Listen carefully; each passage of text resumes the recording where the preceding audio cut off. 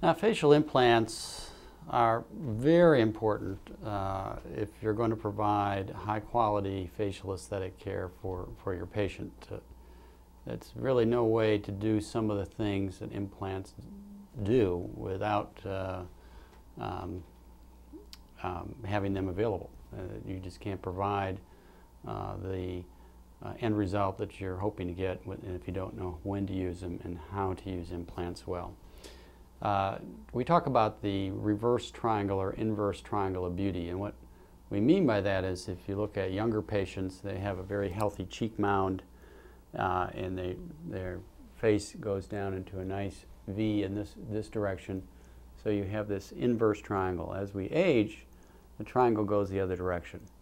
This becomes full and this becomes shallow, and that's one of the signs of aging that we try to counteract with either surgery and or implants depending on the patient.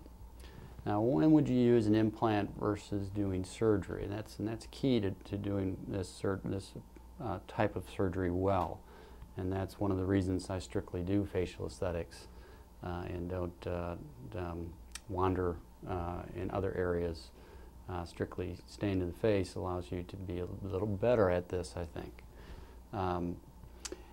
Patients that have inadequate malar strength are a candidate for an augmentation of that area. And the malar is the cheekbone that in some patients, even when they're younger, is deficient and needs to be improved.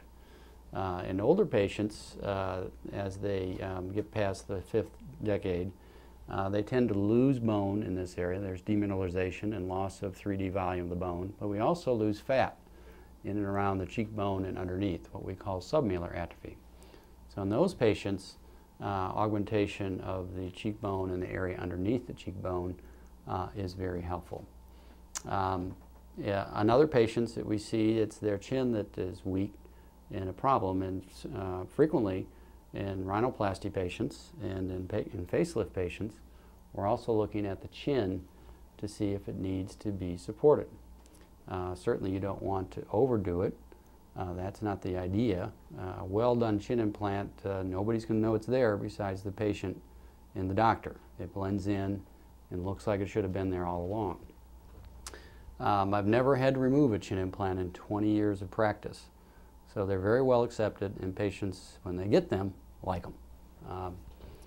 The goal of doing a chin implant is to provide, when you're doing a facelift patient, is to provide the support for the neck structures, the muscles all attached to the chin, and it's kind of like the tent. If you have the tent pole holding the tent up and it's nice and tight, if you take half that pole down or a third of that pole down, everything starts to get loose.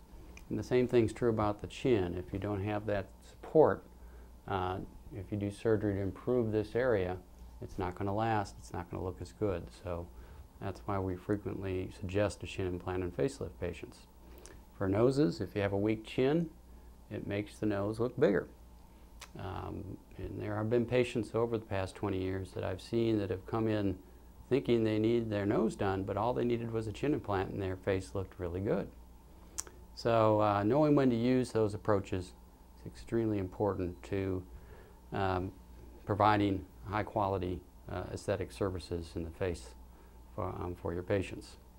The way a cheek implant is done is we make a small incision inside the mouth where it's not visible, and we use instruments to provide or open up a pocket on top of the bone that fits the implant.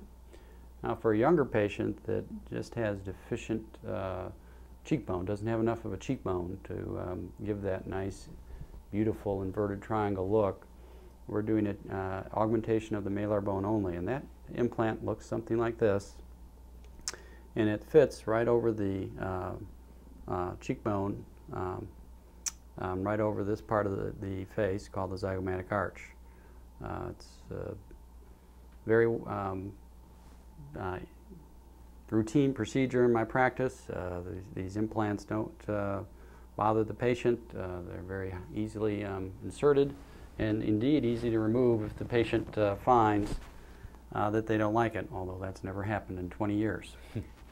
This implant is for patients that are not only losing support of the malar eminence or the cheekbone, but also are losing soft tissue underneath called submalar atrophy. You can see it's a little bit larger, and this implant sits in the same position, but it helps to fill in the tissue, soft tissue atrophy underneath the cheekbone.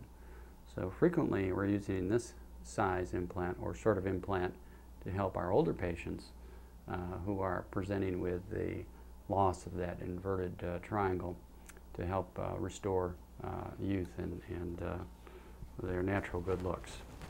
Now, for chin implants typically look something like this, although there are some variations to the theme, and they're put in with making a little incision underneath the chin, and again making a precise pocket on top of the bone called a subperiosteal pocket, and then the implant fits in that pocket like a foot fitting in a well fitted shoe, and augments gently the whole anterior part of the mandible, as you can see. When this implant is put in and fitted, and after the patient is healed, if you feel that area in the patient, you can't even feel where the implant starts and the jaw ends. It just is a smooth contour. And like I said, the idea of a chin implant is not the same as a breast implant. You're not putting this in to make a statement or for people to go, boy, look at that chin.